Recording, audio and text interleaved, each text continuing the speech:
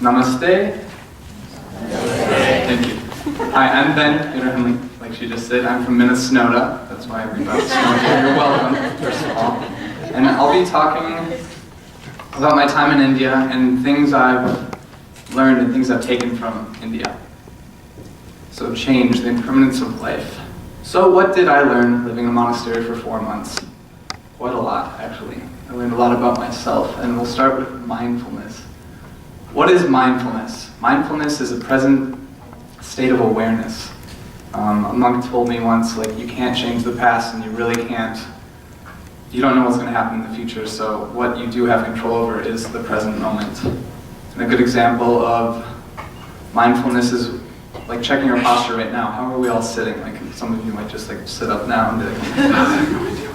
Yeah, but yes, so I'm sitting straight, or I'm standing straight, but most of you probably weren't aware of how you were sitting before this, but now you're really self-conscious about it. But we'll keep going.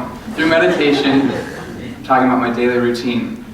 When I was in the monastery for about 4 months, we'd wake up every day around 5 in the morning and begin meditating for about an hour, then go to another hour of silent breakfast. And at first, man, that was extremely hard. I could not sit with myself. I'd never sat with myself for that long before, and there were so many thoughts just going through your head. You have no idea how many things go through your head at one time until you start labeling them and seeing what kind of thoughts come through. So we'd meditate at 5 in the morning, silent breakfast, go through classes, go into the markets, and go to the temple. I was in the northeastern part of India, in the state of Bihar, in the town of Bodh Gaya, where Buddha was enlightened under the Bodhi tree.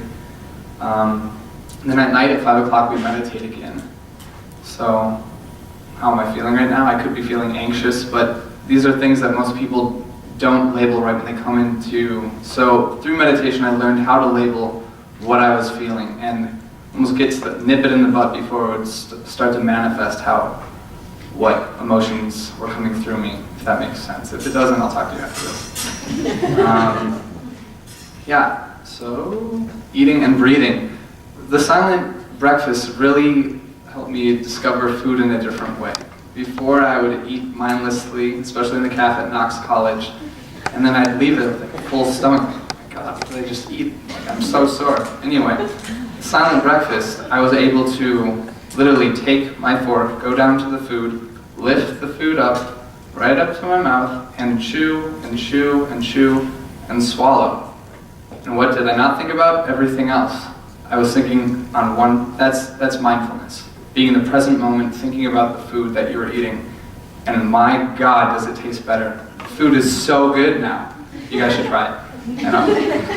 And that's just, you can meditate so many different ways. By eating mindfully or breathing, just paying close attention to your breath. There's simple things, or washing the dishes. I like to do that a lot.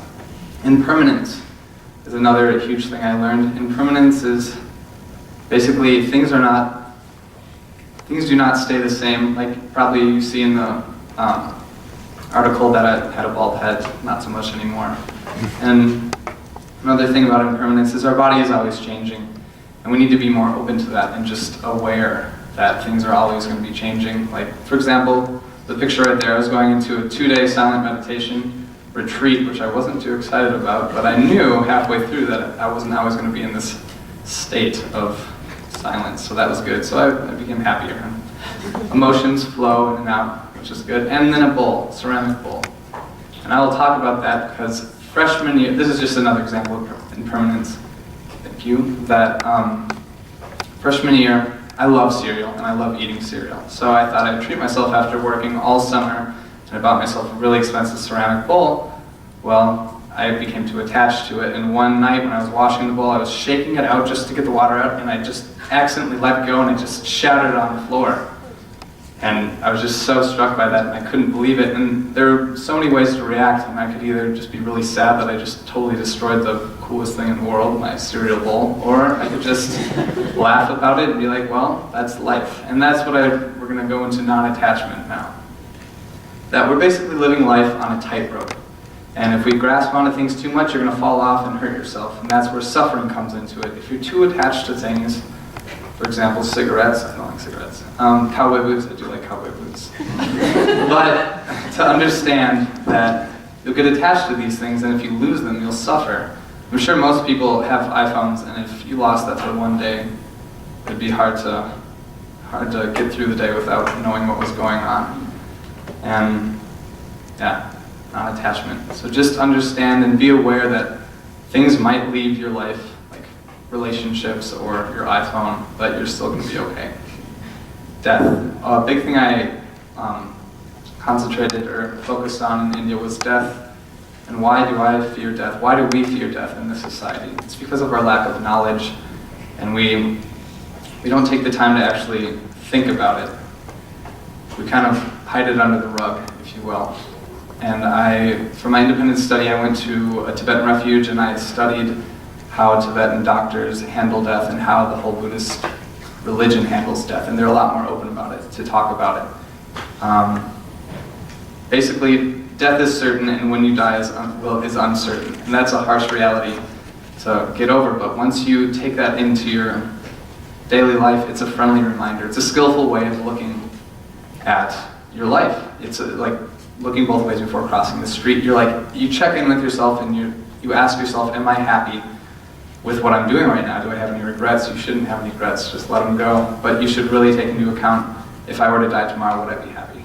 And then you'll hopefully rearrange your life into that direction. So what is important to me? What did I find out through meditation and through living in India in a monastery for 4 months? An attitude of gratitude, to be grateful, to be aware of the things that are before me. I'm speaking in front of lovely people in Chicago. I had a wonderful lunch. I'm going to college. We have electricity that is consistent, which is nice. Not so much in India. Compassion, just to be really nice to people and understand that we're all humans and even non-humans, just to be very nice to them. Someone flicked me off the other day as I was crossing the street, 1 minute, all right. And I was just like, all right, that's great, but he's probably having a bad day too, so I wished him well, and that's what metta is, just wishing people wellness and happiness. It'll make you feel better in the end too.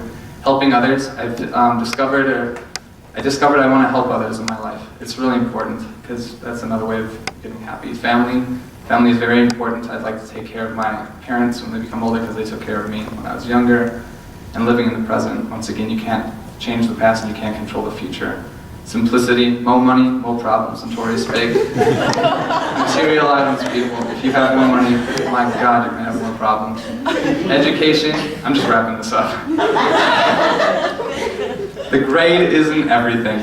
That's what it took me about 3 years at Knox to learn that. It's what are you interested in? What do you like doing? That's what you should really focus on. And by that point, the grade will just come naturally. You don't have to worry about your GPA, and in about 5 years, it's not going to matter. Looking back on it, I was afraid of religion. I never went to church, and I didn't really want to have conversations with people just because of my lack of knowledge. Okay, for religion. But I jumped into it, and I didn't do so well in that picture, but I jumped right into it with no expectations and with an open mind. And from that, I felt like I had a really rewarding experience. So these are some of the teachers and friends that helped me have this experience and understand myself better. Thank you so much.